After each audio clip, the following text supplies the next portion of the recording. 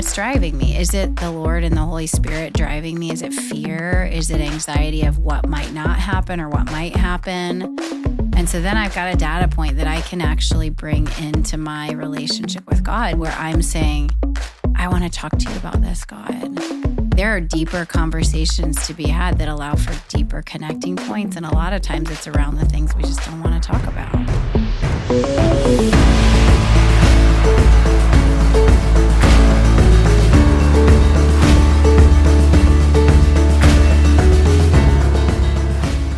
All right, everybody, good evening, good morning, good midday, good morrow, good. Your face is good. You know what I mean? Just like walk around saying, you know what? My face is good. Like that's a great way just to start out your day or to end your day.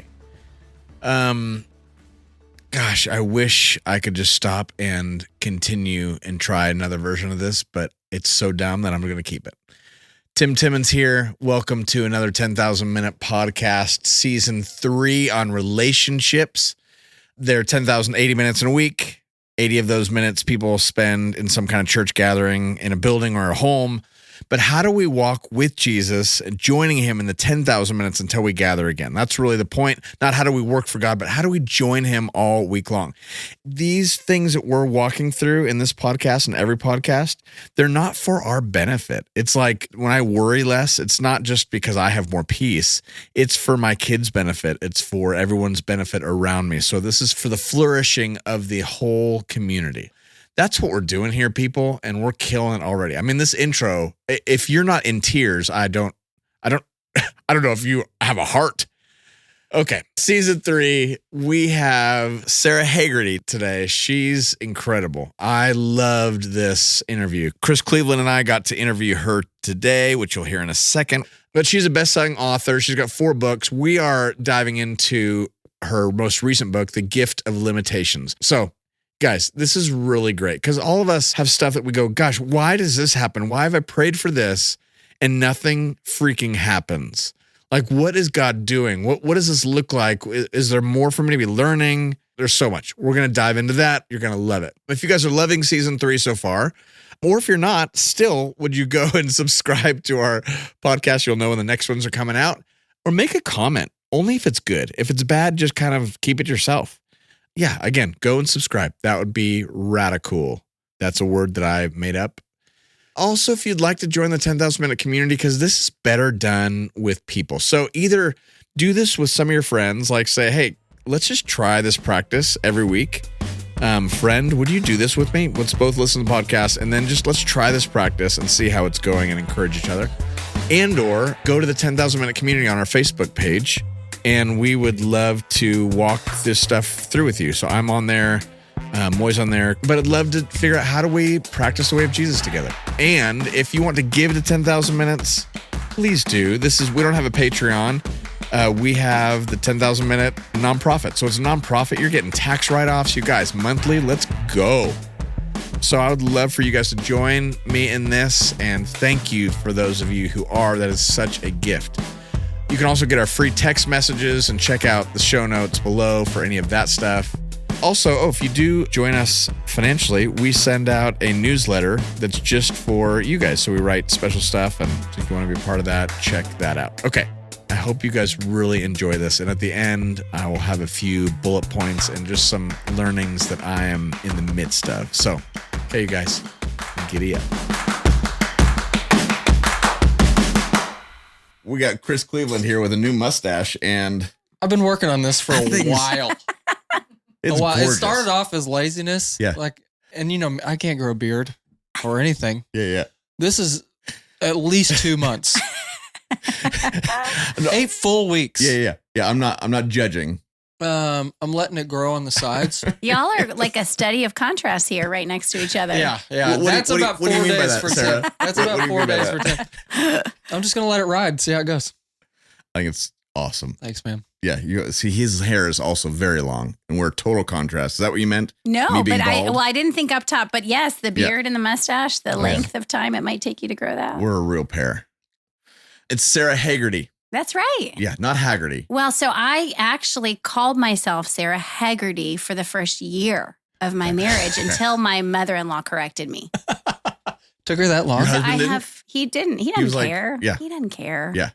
So I have a lot of grace for people who mispronounce Yeah, because you did it for a long because time. I did it for a long time. How did she say it? Was it, well, I don't want to get you in trouble. It's not burned in my brain. I've kind of erased that. Okay, great. They could be like, yeah, she was lame about it, but she was probably wonderful. She is my mother-in-law is wonderful. You know what? yeah. She's listening right now. But she endured me for a year mispronouncing Actually it. So pretty there's nice. that, Yeah. guys. It wouldn't have been that long in my family. It wasn't a week. It was a year. Yeah. Yeah. You have a new book out called The Gift of Limitations. I'm holding one right Yes. now. And this is your 4th book. Yeah. So It you is. like to write. I love to write. Okay. I do. You've always loved to write. I love to read. And readers can tend to become writers. So if you love to read, it's usually an early sign. How many books a year do you think you read? 23. I wish it were more. And I wish I actually didn't admit that I know that number, but I do. My wife is a reader. She probably reads 50. I have 7 kids. So yeah, she's in. Man. Yeah. Wow. Let that just drop really quick. Yeah. She got the Kindle, and it helps, and she's got some sort of subscription. So she blows through them. Some sort of, I don't know, subscription. But also, if you in our bedroom, like I'm a serial book buyer. Yes, you are. So Yeah. I'll take that book and it'll get on the stack. Actually, one of my resolutions this year is to read the stack. Yeah, So I've got about 25 books sitting. She has 150 and she blows through them. She reads like 50, 60 I a wish year. I could meet her. She reads 50. Yeah. So I think when I have less kids at home, I will be back to 50 or 60, but I've been slowly dwindling that number. I think 20 is 20 more than I would read with 7 children. Yes. To be completely honest. Okay, 7 humans, ages humans. ranging in. My oldest is 20. My youngest is 4. Yeah, why not? And we're old, y'all. So like I'm the oldest mom on the soccer sidelines Right. with my You're middle really kids. doing Yeah. 33. I'm 33. That's That's right. awesome. Thank you for that. So cool. good age. That's 33 so is cool. old. Okay, 7 humans. You love to run. I do. Oh man. Yeah, so she runs too. Which they kind of go hand in hand. If you are raising 7 humans, Yep. you need to take a run from them sometime. Yeah. Right. Yeah, Chris is. We're really going to veer off if we get into running because it's a whole thing. And you're a runner. I love it. Oh. Rightly addicted. So after this, you got to tell me where to run here in Here? Nashville. Oh. Yeah. Let's go. How many miles are you doing a week? Oh, I run miles like I read books. I use 23 a week. No, not exactly. I mean, I'm like like that. a 3-mile runner. Yeah. Like Okay. so, I 3 like mile it. a day. That's pretty good. No.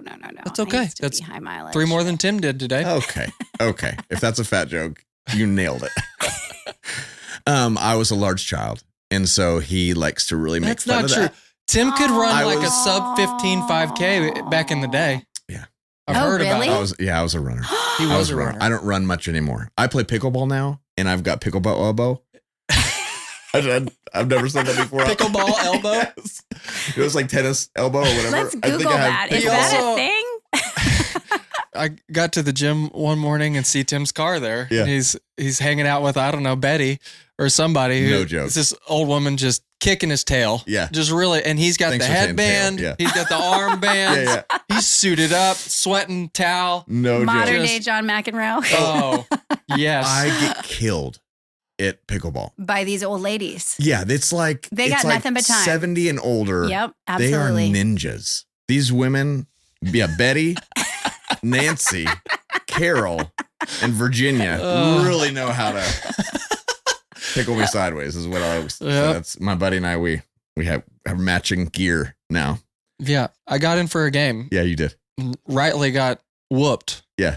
So if By you Betty. guys want to come run on the pickleball court. Yeah. Yeah, I actually would consider myself to be a good pickleball player. I beat my son, who is 16. Hopefully, he won't hear this Yeah, podcast yeah, because yeah. you got to play that down, Totally. right? And I was in a tournament. I got in second place. You did it? See But Have you even done a To- tournament? what your face What are you is done. doing? well, Continue. I mean, to which my son said, "Were there 2 teams in the tournament?" And so then you beat him. So I would consider myself good, but I don't play with like real pickleball players. Yeah. Yeah. Oh, thanks for pointing at me. Yeah. That meant a lot to me. real pickleball Yeah. players. Yeah. You see that, Chris? I've witnessed it firsthand. Totally have. Listen, It's a little embarrassing. He's just run like 800,000 miles and he walks in the gym and I'm like, I've got my retainers on, a mouth guard on, my wristbands. it's just ankle braces and Totally. all. Let's go. Totally. Anywho. Okay. You, Sara Hagerty. Mm-hmm. Okay. So give us a little bit of your background just to give us some context of why you're writing these things. You have 7 little humans to big humans. Mm-hmm. You're married for how many years? 23 years. Okay. Yeah. I've got 7 humans. My husband and I had a long stretch of infertility. Yep. When we were newly married for 10, 12, 13 years. We had always wanted to adopt. Independent of that, we thought we'd adopt after we had biological children, but we went ahead and adopted during that time. We adopted 2 from Ethiopia, then 2 from Uganda.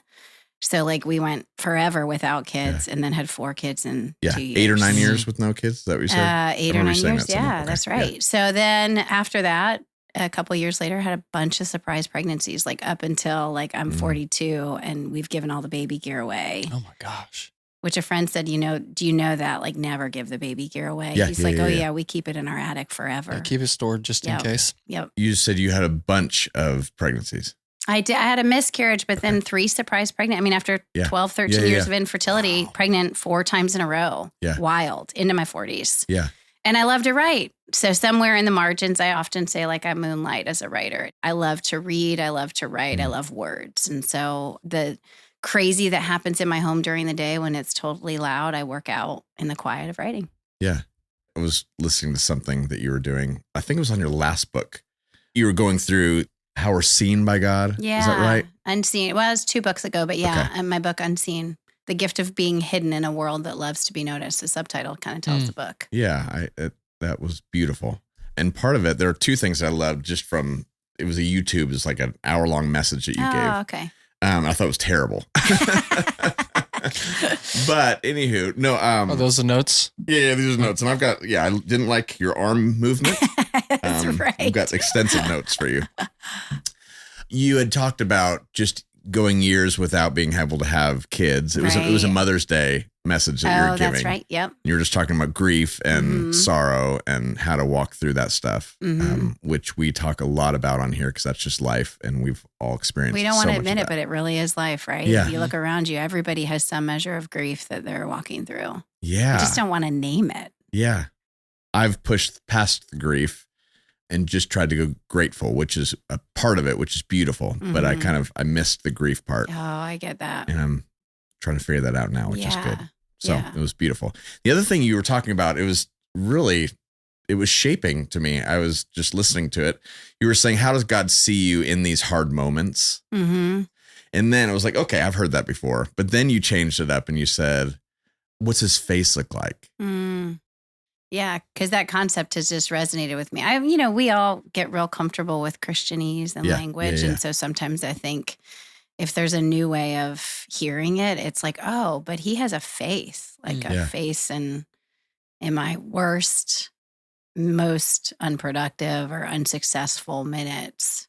Like what do the lines on his face look like? Yeah, that's so profound. I want to think more about that, even as a practice in the future, like that kind of practice of okay, what does God's face look like towards you in this moment when I'm having a hard time or when I'm mad at somebody or I've done something stupid? What's his face look like? Which dictates so much of how then we see God. I mean, that's really what we believe to be true about God is actually how we probably see his face. Yeah, right. I mean, how many cues are we giving our kids in a day of how we feel about them based on just our facial expressions? Right. Scary. Yeah, maybe let's not go there because you know what I mean? I have teenagers, so they tell me. Just back to God.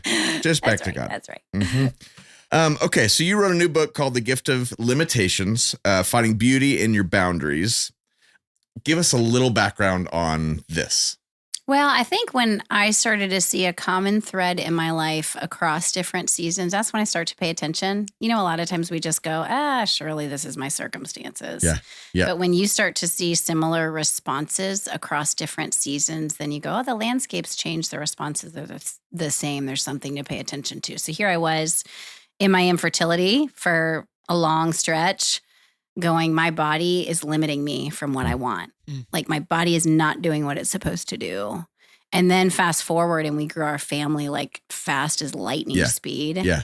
I all of a sudden have this family I've been desiring. And I'm going, this family is limiting me from what I want, Right. Right.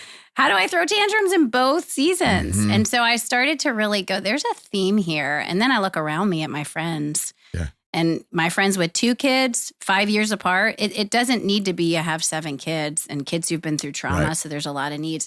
Everybody is really wanting to be overcomers because that's kind of what we've believed we're to be, overcomers, overcoming our limits. And I started to think, what if these limits actually were intended by God? Hmm.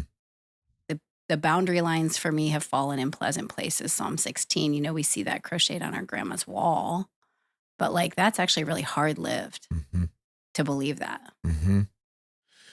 Ooh, that brings up a lot of questions that we can all agree or disagree on. But does that mean that God does these things? Is he?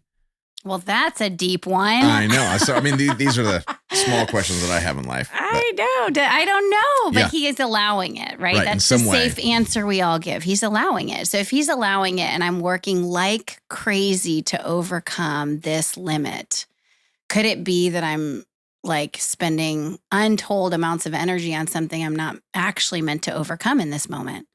But maybe submit to, succumb, surrender to, receive. Yeah. Learn look out from. it. Yeah, right, Mhm. right.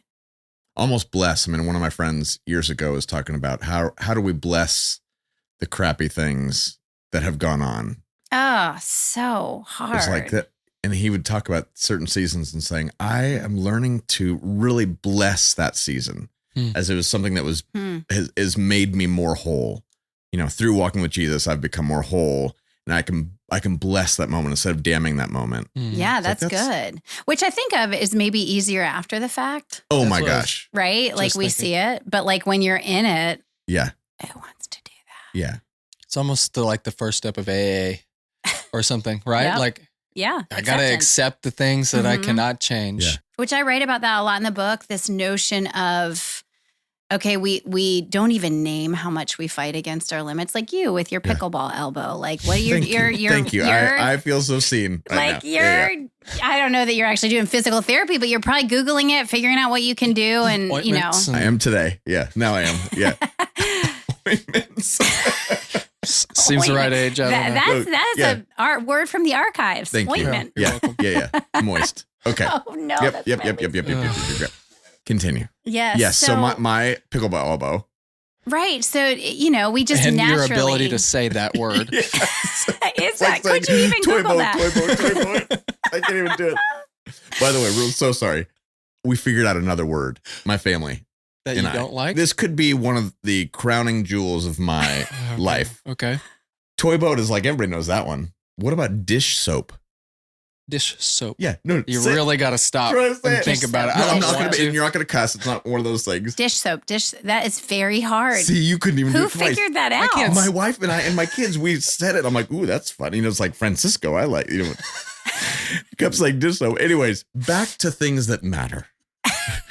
Things like that. I'm looking at. We just naturally, if there's a limit, we work to overcome it. And we're in a world that we optimize everything, right? Yeah, so yeah. anything that's challenging, there's got to be a hack. Mhm. Right. And we true. take that into our spiritual lives too. And really completely overlook that Jesus himself was limited, that God limited himself. right. Like Mhm. that was part of actually the salvation of all of mankind, was the limitation of God putting himself in a human frame. Mhm. And so for us, could there be limitations that God is allowing to shape, to change, to grow us? And we're just fixed on overcoming because that's Yeah. just what we do. We find hacks. How do you discern between the things that we should accept and the things that we should attempt to overcome? Gosh, or that's such Yeah. a good question. like the thing that comes up, and it may not be the right thing, but I think of like people with a diagnosis or whatever, and Mhm. it's like, well, I'll just accept it and let God figure it out. Like I've known people who've died of cancer Yeah, because they absolutely. thought, well, God will cure me. right. And so where's the balance of saying, well, actually, there's some things I can do about this situation, and there's some things I can't. How do we decipher Great that Such thing? a good question. I think you have to run the course and pay attention to yourself. We're all growing and understanding ourselves, right? And so there is a voice inside of me, like an awareness inside of me, that I keep pushing this line and it's not moving. Mm-hmm. Or to the contrast, I'm scared to death of having hope.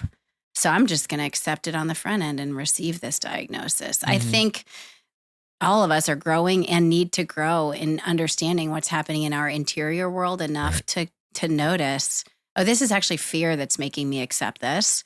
Or this is actually fear that's making me keep pushing this thing as if it's going to happen. And maybe I'm missing all the warning signs that I should probably let it go. Mm-hmm. Am I hearing you right, or am I just making this up? Which both could be great. But it's almost, what's the motivation behind it? Absolutely. Yeah. Why am I pushing this limit? Why am I trying to overcome here? What is it that I am so determined on? My life will be happy. I mean, I think of a recent thing in my life, that something I've been praying for that's good and godly and so right. I have to be vague about it because it's super personal. Yeah. Good and godly and so right. And so I spend years knocking on the doors of heaven. God, will you move this? Yeah. And over time, I start to notice, I'm actually creating more anxiety for myself by knocking on the doors of heaven. I'm calling it intercession. Wow, girl. Yeah. But underneath it all, I really don't want to accept my life without this thing. Yeah. Mm-hmm. And so, years, counseling, Right. friends in your life, your spouse going, maybe you should let this go. Yeah. Mm-hmm. I'm sure writing books is similar to writing songs in some way. Mm-hmm. And I'm sure you've got friends that are New York Times bestsellers, or I don't know what your version of That's it. hitting That's the it version. is. For us, there's always this carrot of, oh, I know so-and-so who They did it. And we're close. And we've written plenty of songs together or whatever it is. I'm there. It just hasn't happened. And you keep pushing and you keep pressing. And there is a point of where that can be obsessive, and that limit or seemingly huge obstacle or limit in front of you can be bad. But then there's the moments when it works. And so I'm still kind of in that thing. It's well, how do you know? Because I think I've seen people where I'm it's just not going to happen. Yeah. Yeah. But when you're in it and you're no, but it really could. Mm-hmm. It really could. How do we navigate that when the possibility seems so close to kind of break through That's something such like a good that? question. I mean, and could it be a paradox also that you could both be pushing too hard one day and the next day not pushing hard enough? I mean, I think it comes down to the topic of relationships, our relationship with God, that conversation with God about those kinds of things. Mm-hmm. I think we talk high level. I don't know about y'all, but I can talk high level to God about bigger things in my life. It gets a little more uncomfortable when I'm sitting with this thing that isn't moving and I'm pushing and going, okay, Lord, I think underneath this, I might be afraid. And this actually might be something you want me to bring to you, this fear. And not a name it and claim it, fear be gone, but I'm going to actually sit with this fear and sit with you and wonder about how you see me in this moment when I'm totally afraid. Because actually I've spent 3 years interceding for something that I'm totally afraid of won't happen. And there might be other times where he says, go for it, run the fastest you can.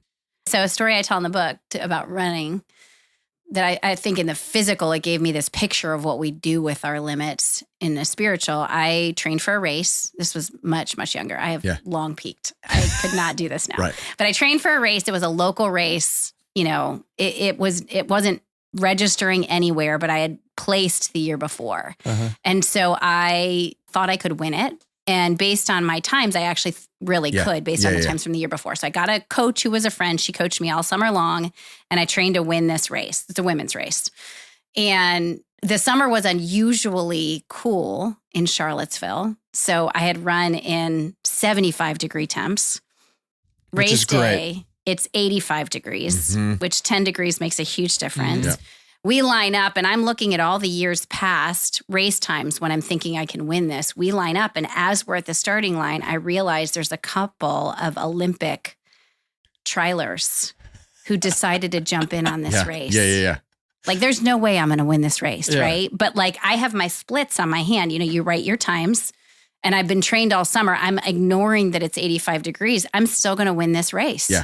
So we start, and I am hell-bent on my splits. Like I am, and so much so that I have a heat stroke. Oh gosh. And a heat stroke, you get all sorts of warning signs. Your body, the bells are going off. Like, stop now. I mean, I started getting confused. I was asking I'm at the front of the pack, not in front of these trailers, but I'm asking someone on the sidelines where the finish is. It's just an up and back. Like, I got all the warning signs. Right. You cannot keep trying to win this race. And my body just collapsed. My husband carried me across the finish line, to which they then disqualified me. Wasn't that romantic? But I was disqualified. They asked me to give back my gift because you can't have somebody carry you across the finish line. But I think in this spiritual or in everyday life, we do that, where we like ignore all the ways that God might be trying to reach us very naturally to say, this might not be for you for right now. Mm-hmm. The whisper of our spouse in our ear, our friends going, you know what? God might come in another way. Mm-hmm. And we push and we push and we, like, God's giving us all sorts of cues. Yeah. You know, we have a one-dimensional relationship with God a lot of times. I'm speaking for myself. Yeah. Is this more about us limiting God, or is this about accepting the limits that God has just in our lives, or that just is true about our lives? I think us limiting God is an important conversation, but I think the concept here that I'm talking about is us accepting our limitations. Yeah. Acceptance is huge. But as believers who are wired to take on the world and who maybe have little self-awareness that some of that taking on the world is self-driven. Right. That's so Western. That is very Western. It's like everything that we have as American dream. An American dream is like the push for these things to happen. Yeah. It's like, no, let's shatter the limitations. That's every Gatorade Nike commercial out there is shattering the limitations. We put a couple Bible verses on it and all of a sudden it's biblical. Totally. Okay, so just for fun, what kind of pushback do you get from the Christian community on this? Relationally, in my friendships, I straddle lots of different streams in the body of Christ. And I think in maybe more of the charismatic stream, right. accepting our limits can feel like resignation. Right. Not enough faith. It's not like, enough faith. Lean in. We've been told we can do this. And I honestly, with my infertility, I felt that pretty strongly. And I like believe the Holy Spirit still moves and speaks. I'm not a cessationist. Right. But with my infertility, when I ventured into going, if this is my story, I'm going to receive it. After years of praying for God to heal my body, I had people pretty regularly saying, don't give up faith. Like, don't lose your faith here. So I think there can be, on the flip side, at times when I prayed for healing, I had other friends going, but this is what God gave you, Right. I like something you said earlier about kind of getting down to like being afraid, or like, what's the core things here? So by accepting a limitation or not, who do I actually believe I am? And who do I actually believe God is if this thing does or doesn't work out? And this is something we talk about all the time. And I wonder if we're just not trusting either party very well, like ourselves or God, when we're trying to control that. I don't know, there's been instances in my life, like when I've felt the most free, it's been when I've been able to let things go that are out of my control. Yeah. Right. And whether that's a limit or whatever it is, you can define it differently. But when I can put a song to radio and then I don't care, like, cause I've done my part. That's amazing. Or, put your version in there of whatever it is. When you've done your thing and then it's out of your hands, when you learn to accept whatever comes next, to me, that's the most liberating. Yeah. It's the most freedom I've ever felt in life. When you're trying to control it, it feels like a prison cell. I don't know. These are just things running through my head. That I mentioned that I'd prayed for years, like, and it's good and it's godly and it's right. Of course you want this for my life. Verging into accepting that it wasn't changing and it wasn't going to move. Those first few months after just really consciously going, I'm letting this go. I might even stop praying that this changes just for my own self to see what that feels like. Those first few months, I told my husband, I feel like a new believer. Matthew 18, my yoke is easy, or Matthew 11:18, that my yoke is easy, my burden is light. I just felt like I don't have to carry this anymore. Yeah. But I thought I had to. Right. but underneath it all was really a fear of what's my life going to be like if this thing doesn't happen. Right. I'm scared out of my mind. And then actually crossing the Rubicon into this isn't going to happen. And I'm going to be okay. Mm-hmm.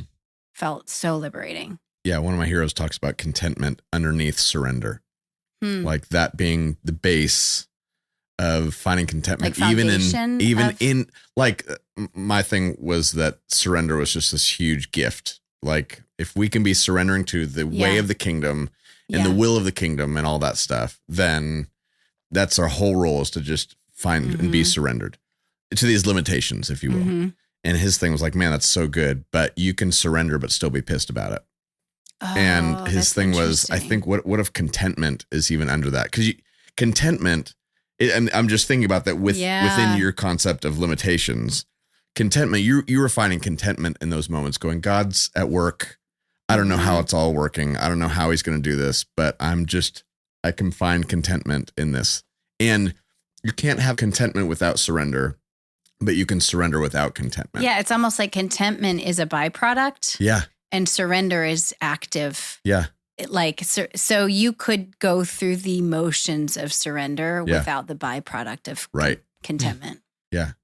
So how does that work within limitations? Ooh. I mean, in some ways, I think I don't know. Do y'all feel this? Like the older I get, the more I'm like, it's okay to say life is happening to me, meaning God is moving in the circumstances around me. I'm on a conveyor. I mean, this makes it sterile, but like I'm on a conveyor belt where I am going somewhere and God is using circumstances to shape and form me. And perhaps I have less of a, I've got to make this happen role than I thought I did. Yeah, right. And so there's a releasing of, I am going to, I talk about in the book, I want to be watchful of what God is doing versus vigilantly overlording my life. Right. And that feels way more freeing, that I'm going to wake up today and be watchful. What are you doing? Versus vigilant, like this thing's got to happen. Right. And that's curiosity. Absolutely. That's it. Watchfulness, curiosity. Divine curiosity posture. Yeah. Is accepting this stuff. I love that. So far, I've really loved, and I've been encouraged and challenged. And I think part of our practice will be something about being curious about what's actually going on in our lives. Like, what are the limitations? And then what's it look like to be curious with God? Absolutely. In those areas. Yes. Yes. Okay. So is there a way to write down limitations? Is there a way to find those and write those down? How would you go about doing that? I think in a given day, notice when you're picking up your phone more often, when you're reaching for the fridge, when you're snapping at your kids or your spouse. That's the beginning of the breadcrumb trail. Back to, okay, so before that, I was feeling something. Yeah. And typically that something is tied to a limitation. Not always. Yeah. But typically it is. So I just observe my day and I go, well, I picked up my phone and scrolled for this amount of time. I look back and I go, oh, my house was a mess. And I'm again sewing into that narrative. Like, when am I ever going to get it together? Like my kids, my life is chaos. Okay. Underneath that is, I am feeling very limited by what's in front of me. So there's a limitation there. Something else is being revealed that would be good for me to look at and be curious about. The other thing I loved was just the idea of motivation. Like, what's the motivation under the thing? Bob Goff's always saying, what's the thing under the thing? And that's helpful for me to look at these things and go, gosh, some things I need to push back on and like work harder for, like my serve in pickleball. I need to work harder. Why are you guys laughing? I was going to say. Maybe. But what's the motivation behind that? Right. And is that how would you say what I'm trying to say right now? What's driving you? And really, when you identify what's driving you, I think we have the next question answered. Like, what do I do with that? Do I need it? What's driving me? Is it the Lord and the Holy Spirit driving me? Is it fear? Is it anxiety of what might not happen or what might happen? And so then I've got a data point that I can actually bring into my relationship with God, where I'm saying, I want to talk to you about this, God. I want to be raw with you. I mean, back to us being semi one-dimensional in our relationship with God, there are deeper conversations to be had that allow for deeper connecting points. And a lot of times it's around the things we just don't want to talk about.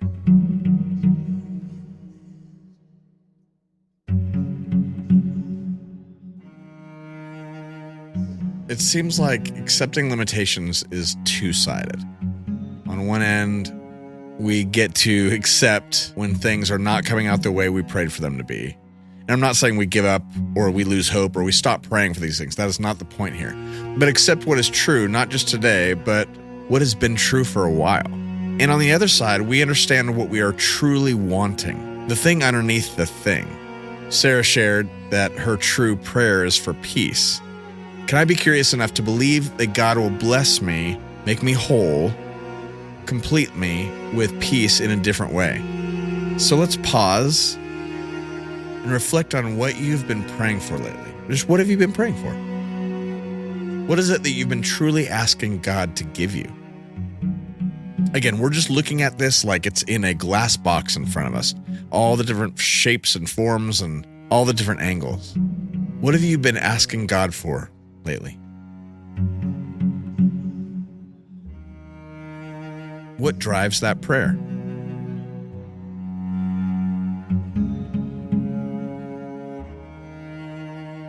And can you voice that to God in this moment, trusting that our true desires are always met by God, just in ways we sometimes don't expect? Let's just be curious about our prayers. So our practice this week is praying vulnerable prayers. Let's just be curious about our prayers.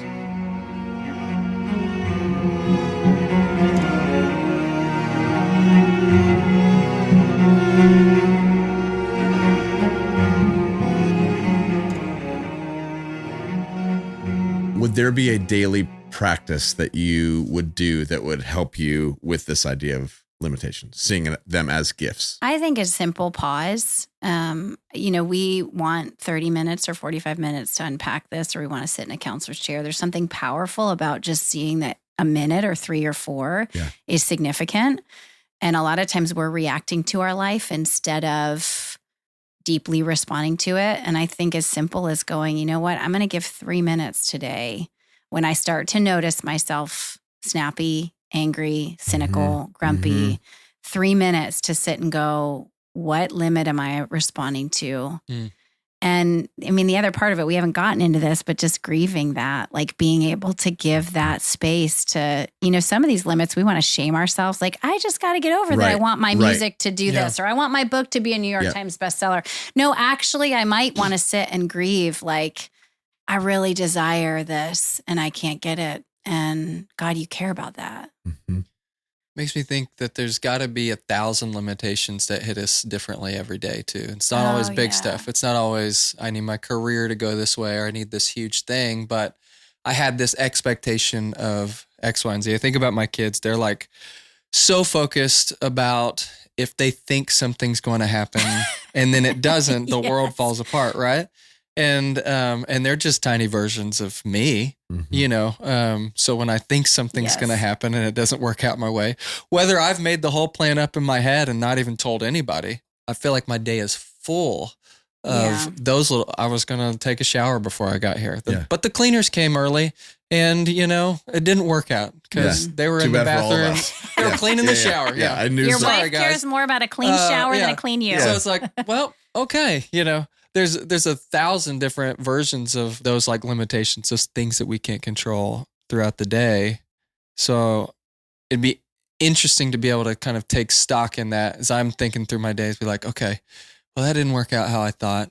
How can I respond to that? Like even in the minuscule things. And that's probably the places that we're living most of our life. Death by 1,000 paper cuts. Yeah. Right. Being cut off is a limitation. I didn't get to be in that spot faster. I mean, there's so many all day long. Yeah. If we're more aware of those things and then walking with Jesus in the midst of those things, being curious with him. I love it. That's beautiful. Thank you. Oh, well done. Okay. We're going to do 10,000 thoughts real quick. This is what we like to call in the ministry speed round. Is that a ministerial term? Yes, it is. Okay. It is. It's in the pickleball ministry. Oh, pickleball elbow there ministry. have to be a few of those out dish soap at this ministry. point. Y'all have uniforms? No, but Mike and we've got matching The headbands, and the and armbands. it's a little embarrassing because I say Both are bald. yeah, I just want you guys to get a good Well, and view good of the looking. headband.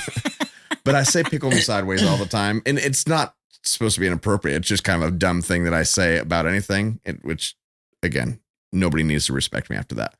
But I got us. It says pickle me on our headbands, and then I got us wristbands that say PMS, pickle me sideways. So I think that was really funny. Yeah. And so I love going Betty around. loves with those. Evokes a lot of curiosity. Betty loves those. We're trying to limit their ability to kill us. You know what I mean? Just every once in a while, just PMS. I just put it up Keep there. her and- laughing. Yeah. Oh, That's all right. anywho. That's about it.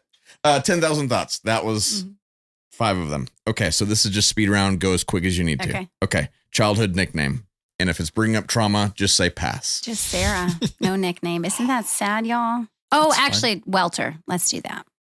Because that was your last Is that name? your My last name? Sometimes Swelter. Swelter. There you go. Now that's what we're looking for. I mean, it's like swelter. Did that hurt your feelings? Oh, no, that's fun. That's how that race felt. It's fun when you're a teenage girl. Sweltering. Favorite musician band growing up? Brian Adams. Ooh. Not really. I don't know. You just. That's the first thing that popped in your head. What's a Brian Adams song? Go. I will be right here waiting for you. Can you Is sing that that, right? please? No, is that Brian Adams? No, It's that's not. Richard Marx. It's Richard. Oh, yeah, Can I just say that's- Richard Marx then? Yeah. Right here waiting because I'd love to Got a sing Richard that. Marx I've been story. waiting We'll for say this it. moment. Yeah. Oh, you do have a Richard Marx story. I do. Yeah, we'll save It's that. no big deal. Oh. It was on the pickleball court. It's a whole different thing. No, Okay. it wasn't. I love that you said a different song than the guy that was your favorite. That's perfect. That's gorgeous. Okay, pet peeve. When kids put their fingers on the glass Mm. anywhere, just fingers on glass. How quickly do you clean that up? Ooh, great follow-up question, Chris. So, sign of my maturity is I have intentionally waited. Have you? I do. Are you saying It feels Mother, like I am telling myself I'm going to be okay. Okay. My are parents. you stewing? No, I'm noticing myself. You guys, this is 46. Yeah. Yeah. I'm going to be okay. You're so young. Mm. You're so young. I am. You're doing great. Thank you. Yeah. Ooh. Gosh. Okay. So what's the I just want to know your process now. I'm off my little questions. I just saw him yesterday or 2 days Right. ago before I left, and I went, I'm going to leave those there because Yeah. I'm going to be okay. How are you in vehicles? Or do you put your feet up on the dash? It's so gross. No. I mean, if I have socks on, maybe, but not really. I mean, I've got toe prints in my Yeah, that's- cars. From you? No, from my I know, me stinking too. wife. Me too.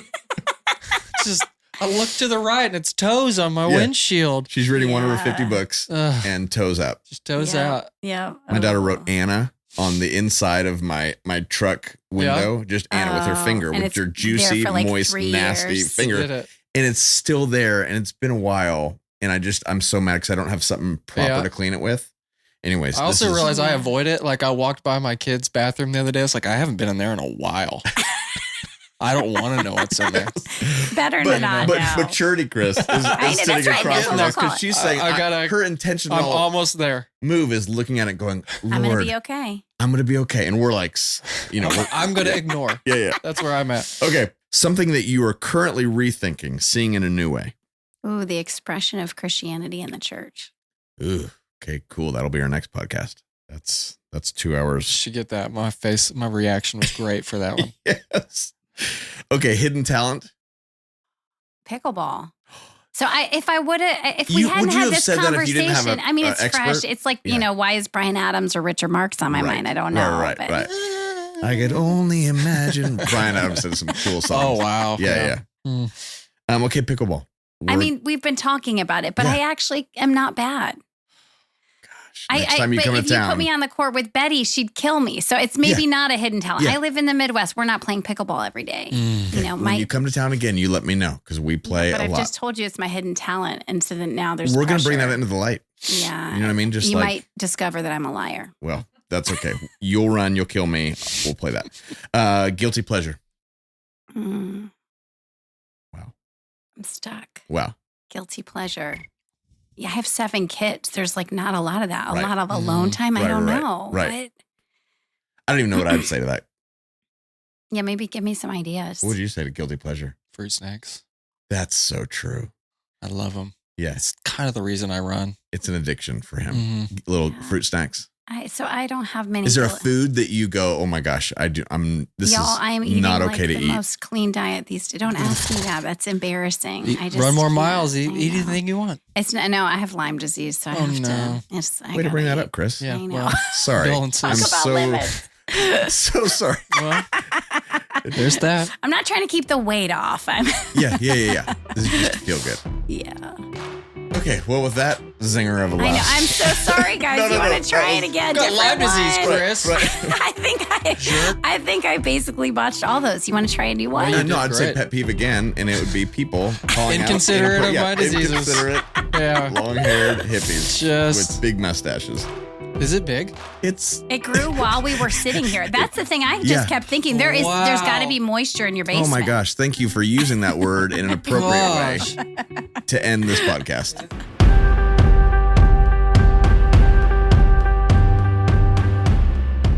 Okay, here's a little recap and just things that I am learning through this podcast and just specifically from this episode. So it's time to get curious about the things we find ourselves praying for or even possibly pushing up against. What are my current prayers truly asking for? Is it peace, joy, comfort, healing? Let's just get curious about the motive of our prayers. I think that is so important that I would get curious about the motive of my prayers. I'm not shaming myself or shaming anybody else. I'm just being curious about the motives underneath my prayers. So this week's practice, you guys do this with somebody else. I can't stress how important this is to do this with other people. So whether it's on our Facebook page or just a friend, would you just call somebody and say, hey, would you help me and do this with me? So this week's practice is pray vulnerable prayers. Pray like God can hold it all. And let's be curious about the motivations behind our prayers. Even that we would pray with each other or list out a few things that we're praying for. And with a friend say, okay, will you help me just think through some of the motives that are underneath this? Just to be curious, not to change it all up, but just to be curious. And then would you just let us know how this practice is going for you in our Facebook group? So go to the Facebooks and look up 10,000 minutes, 10K minutes. The link is also in the show notes below or wherever above, below, to the side. You get it. I mean, let's practice this as a community. I would love to hear from you, and I would love to jump in and be encouraged with you.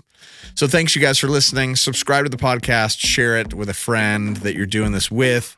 And again, if you want the free weekly encouraging text message, just text the number 59925. 59925. 59925. I do that every time, but it's the only way that I can remember it. 59925. 59925. Yeah. And then put 10K, 10K in the subject where you'd write the content. So 59925. Okay. You guys, love you. Grateful for you. Thank you for jumping in this with us.